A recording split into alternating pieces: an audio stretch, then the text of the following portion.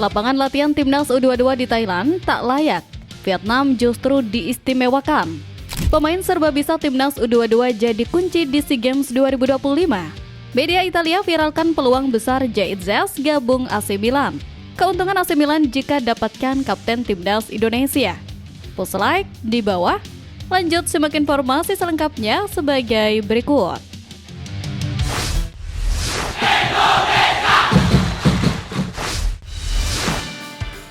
Media Italia viralkan peluang besar Jahit Zes gabung AC Milan.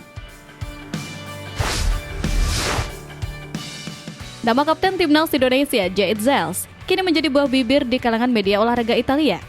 Bek tangguh yang saat ini memperkuat klub Sassuolo tersebut dikabarkan semakin dekat dengan pintu masuk salah satu klub terbesar di dunia, AC Milan.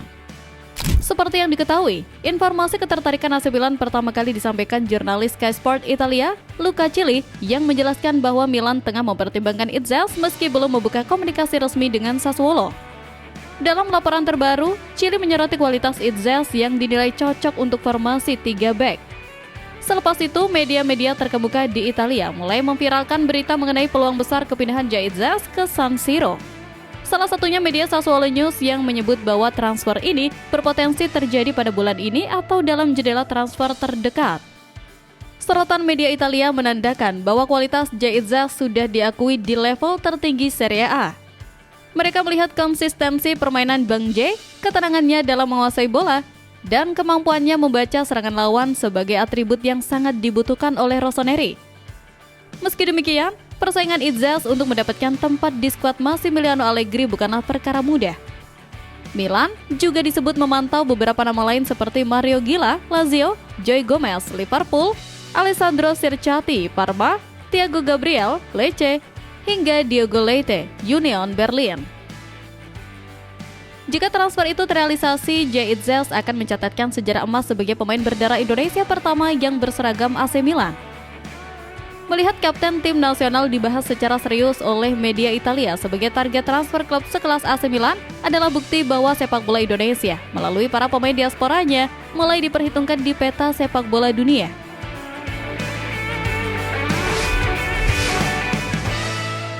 Keuntungan AC Milan jika dapatkan kapten Timnas Indonesia.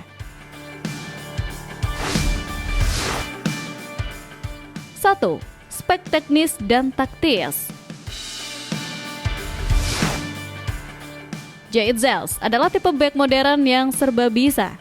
Ia tidak hanya kuat dalam bertahan, tetapi juga nyaman memainkan bola dari lini belakang atau ball playing defender. Profil seperti ini sangat cocok dengan filosofi permainan AC Milan yang mengandalkan pembangunan serangan dari bawah. Selain itu, usia J yang masih dalam masa emas pesepak bola menjadikannya investasi jangka panjang yang menjanjikan bagi stabilitas lini pertahanan Milan. 2. Mentalitas dan kepemimpinan. Sebagai kapten Timnas Indonesia, Jahit Zes telah terbiasa memikul beban dan tanggung jawab besar. Karakter kepemimpinannya di lapangan dinilai bisa menjadi aset berharga di ruang ganti Milan. Ia memiliki etos kerja tinggi dan disiplin yang sudah teruji di kompetisi Eropa. Terlebih, Jahit Zes masih memiliki usia relatif muda yang memiliki masa depan panjang sebagai pemimpin klub. 3. Aspek komersial dan pasar. AC Milan tentu menyadari bahwa Jahit Zes adalah ikon sepak bola di Indonesia, negara dengan basis penggemar sepak bola terbesar di Asia Tenggara. Merekrut Jahit Zes akan membuka pintu pasar yang sangat luas di Indonesia. Penjualan jersey, hak siar, dan interaksi di media sosial dipastikan akan meledak. Ini adalah keuntungan bisnis yang sangat menggiurkan bagi klub modern. Dengan paket lengkap berupa kualitas teknis, mentalitas pemimpin, dan nilai komersial tinggi, wajar jika AC Milan sangat serius mempertimbangkan untuk merekrutnya.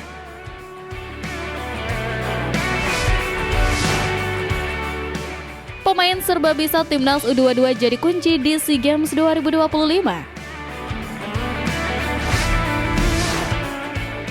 Dalam turnamen dengan jadwal padat dan kuota pemain terbatas, memiliki pemain yang mampu bermain di berbagai posisi atau versatile adalah sebuah kemewahan.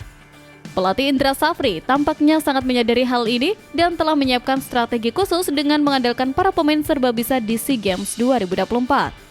Setidaknya ada 4 pemain serbabisa di skuad Garuda Muda yang diprediksi akan menjadi kunci permainan. Kemampuan mereka untuk beradaptasi di berbagai posisi memberikan fleksibilitas taktik bagi pelatih.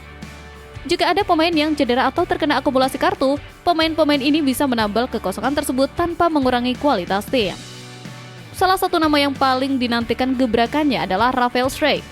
Pemain jebolan Akademi Belanda ini dikenal memiliki kemampuan bermain di beberapa posisi lini serang. Ia bisa ditempatkan sebagai penyerang tengah atau striker murni, penyerang sayap atau winger, atau bahkan gelandang serang. Fleksibilitas Schreck ini akan sangat merepotkan pertahanan lawan karena pergerakannya yang sulit ditebak. Selain Schreck, ada juga pemain lain seperti Donitri Pamungkas yang bisa bermain sebagai bek sayap maupun gelandang sayap. Dalam formasi 3 bek, Donitri juga mengisi bek tengah sebelah kiri. Bahkan, Indra Safri memoles Donitri sebagai winger sejak uji coba kontra Mali bulan lalu. Selain itu, masih ada sosok Kakang Rudianto. Meski berposisi asli sebagai bek tengah, di bawah asuhan Bojan Hodak ia lebih sering dipasang sebagai bek kanan. Artinya, Kakang bisa digeser kapanpun sesuai kebutuhan. Terakhir, ada Raihan Hanan yang bisa bermain di posisi winger kanan maupun kiri. Bahkan pemain berusia 21 tahun ini juga piawai untuk menempati pos gelandang serang. Menariknya, Raihan dibekali dengan kemampuan umpan dan insting mencetak gol yang mumpuni. Aspek inilah yang bisa membuat Raihan bersaing merebut tempat utama di skuad Garuda Muda. Keberadaan pemain-pemain versatile tersebut membuat Indra Safri bisa mengubah formasi di tengah pertandingan tanpa harus melakukan pergantian pemain. Di ajang sekelas SEA Games, di mana kebugaran fisik sangat diuji, peran pemain serbabisa ini akan menjadi faktor pembeda antara tim juara dan tim penggembira. Publik ini menanti bagaimana Indra Safri meracik potensi para pemain serbabisa ini untuk mengamankan medali emas.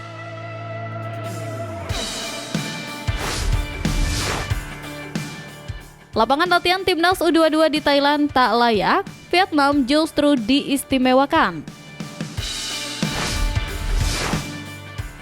Indikasi kecurangan atau perlakuan tidak setara dari tuan rumah kembali terbongkar ke publik, kali ini melalui bukti nyata yang diperlihatkan langsung oleh para penggawa timnas Indonesia U22. Kapten tim Ivar Jenner melalui akun media sosial Instagram membocorkan kondisi lapangan latihan yang diberikan panitia kepada skuad Garuda Muda. Dalam unggahan tersebut, terlihat jelas bahwa kondisi lapangan sangat memprihatinkan dan tak layak untuk standar tim nasional. Video yang diunggah Ivar memperlihatkan lokasi latihan yang jauh dari kata ideal. Lapangan tersebut tampak berada di daerah terpencil dengan latar belakang yang terlihat seperti berada di gunung atau pedalaman. Fasilitas penunjang di sekitar lapangan sangat minim. Kondisi rumput pun diragukan kualitasnya. Ivar Jenner seolah ingin menunjukkan kepada publik betapa buruknya fasilitas yang diterima oleh sang juara bertahan. Kondisi ini sangat kontras jika dibandingkan dengan perlakuan yang diterima oleh rival kita, Vietnam. Timnas Vietnam U22 justru mendapatkan fasilitas istimewa. Mereka ditempatkan di hotel mewah dan mendapatkan akses lapangan latihan yang jauh lebih representatif dan dekat dengan pusat kota. Perbedaan perlakuan yang sangat mencolok ini memicu dugaan kuat adanya upaya non-teknis untuk menggembosi kekuatan Indonesia. Tuan rumah Thailand dan panitia penyelenggara dinilai tidak sportif dengan memberikan fasilitas kelas 2 kepada Indonesia, sementara pesaing lain dimanjakan. Bagi skuad Garuda Muda, perlakuan tidak adil ini harus dijadikan bahan bakar motivasi. Skuad asuhan Indra Safri harus membuktikan bahwa meskipun berlatih di lapangan gunung yang tak layak, mereka tetap mampu mengalahkan tim-tim yang dimanjakan fasilitas mewah.